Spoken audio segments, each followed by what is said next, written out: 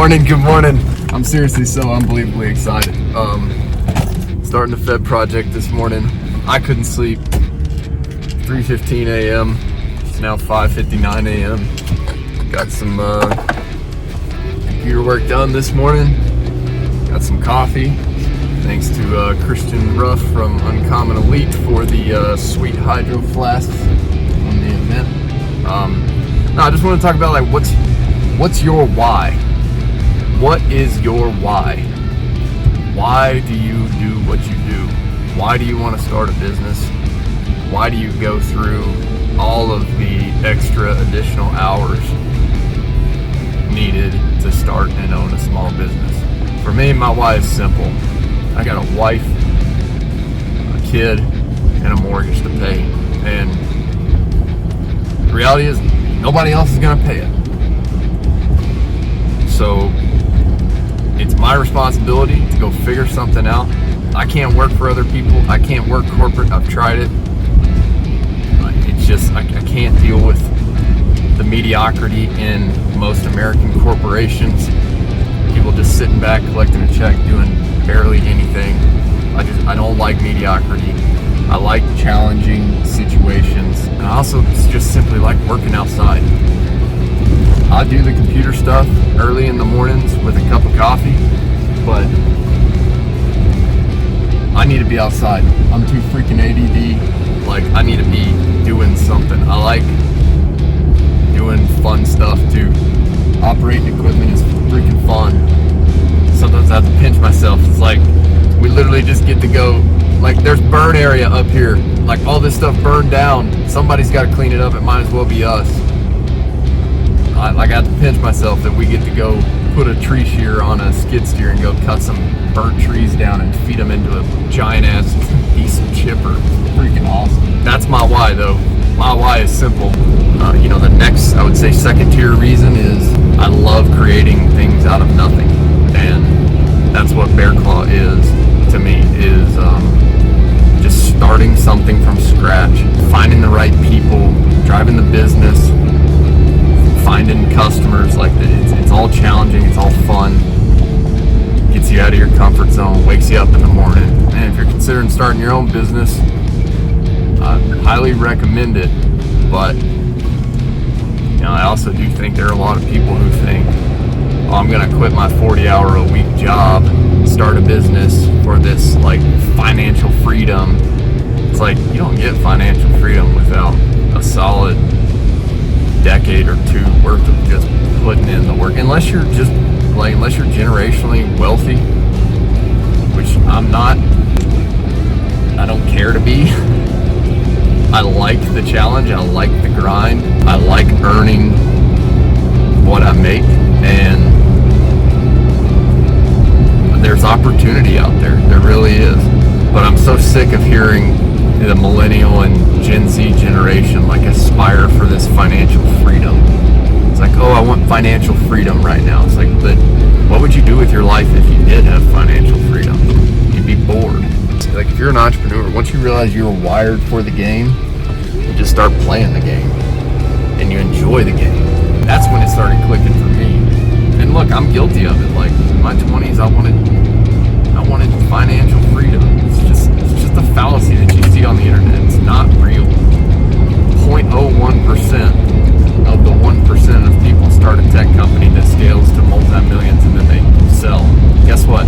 Most of the people who do that in their 20s and they sell for tens of millions of dollars, it's like winning the lottery. They don't know what to do with themselves. So I would encourage you, like, stop dreaming for that. Stop wishing for that. Because the reality is that the chances are against you. It's like playing pro sports. Your odds are against you. You're better off just living in the day, living in the moment, doing the absolute best that you can. I used to think like I would be a radical failure if I didn't go build some $100 million tech company. It's just simply not the case anymore. I find a lot of joy in delivering a great service or great services to our local community, treating our customers right, asking for a fair profit, 15 to 20% profit, to put food on the table and pay for for our equipment. Like, it's a fair model, and it feels good whenever you can solve people's problems. We are essentially the gap. And one thing one of my business partners, Josh, always talks about is like, we are the gap between people's dreams and then their reality. So they have this dream of what they want their property to look like, or they have this dream of not having potholes in their driveway, or they have this dream of like having their home, mitigated from wildfire risk, and then we just go put that dream and turn it into reality for them, and that feels really good. Look, you don't have to go create $100 million business to be seen as a success.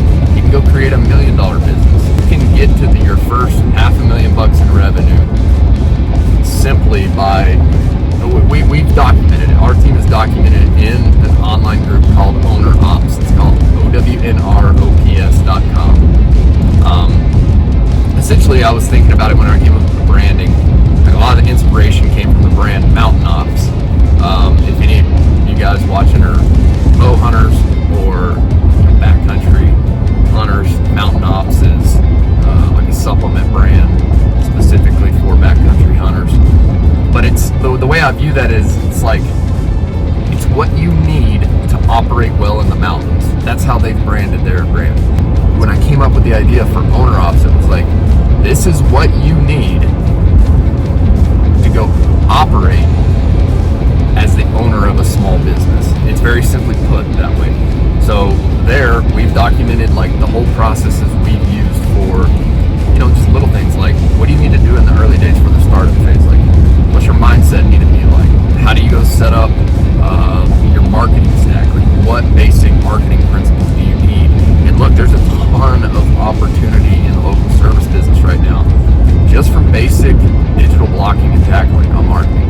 Like, if you jump in there, we've already got videos that I've done with like Striker Digital, my friends Bodie and Andy over there. They're adding a lot of value for like how you can go optimize your Google My Business, how you can optimize your website, how you can get online leads. We also talk about just like social media and just like what the bare minimum you should be doing on social media.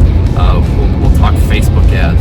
We launched a Facebook ad 3 days ago now, and we launched one grading ad and we launched one fire mitigation ad. And we've already got 3 qualified leads. I did 3 estimates this weekend. Then we just talked about like we've recorded a bunch of videos for how to set up your estimating system. We used Jobber in the early days. We got to the first $650K of revenue just by using Jobber. We didn't have any other CRM at that point. Now I'm implementing a CRM called Build 12 because our lead volume is just like, it's a lot right now to manage. So we needed a better CRM to manage all that. We also just talk about operations, like how to go make your first hire, what the expectations need to be, what to pay that first person, what the business can afford to pay. Because look, at the end of the day, this thing is a business, and it's got to make sense for everybody involved. So your first hires aren't going to, you're not going to hire them on for $100,000 a year. You just got to set the proper expectations with those people early on. As a business owner, you're not paying yourself much at all in the early days. Like, you're reinvesting everything back into the business. So, we want to help streamline the process for you at Owner Ops. So this will be our second full busy season in business. First year started Bear Claw. We started in like August of 2022. We only had August, September, and then a little bit of October to operate. But my first hire I made was somebody in the field, and then I was just handling all the office administration, all that stuff. And then second busy season was last May. We came in, and then that's when we did the first $650K of revenue in that first working season. So I didn't really change much other than adding an office manager. I found a very reliable subcontractor who is now one of my business partners going into this year. And then we hired a couple field crew guys. So we were a very lean team. I was very involved with operations, very involved on the admin side, very involved in like helping build the systems, very involved in marketing, all that good stuff. But then this year, as we grow, I'm looking to, one, we're going to become more efficient in the field. Former subcontractor, now business partner, is going to lead the field crew. We've got another guy on board who the goal for him is to move into a sales and estimating role, so that he can start taking some of that off of my plate. We've got a couple more field crew guys starting tomorrow. But anyways, that's the plan for this year. We've got office manager. She's amazing. She takes a lot off of my plate as well. And I mean, I think this is the model. It's like early on, you own or operate everything. You do as much as you can yourself to stack as much cash in the business bank account. Then you go hire an office manager. Then you hire a field crew immediately to like help, somebody help you in the field. Then you hire an office manager. Then you find somebody to lead the field crew. Then you find people who work well with him in the field. Then go recruit a lead estimator. So that's where we're currently at in business. I'm gonna wrap up because I'm rambling. I gotta fuel up here on the way to the Fed project and fill up the transfer tank. All right, thanks for watching.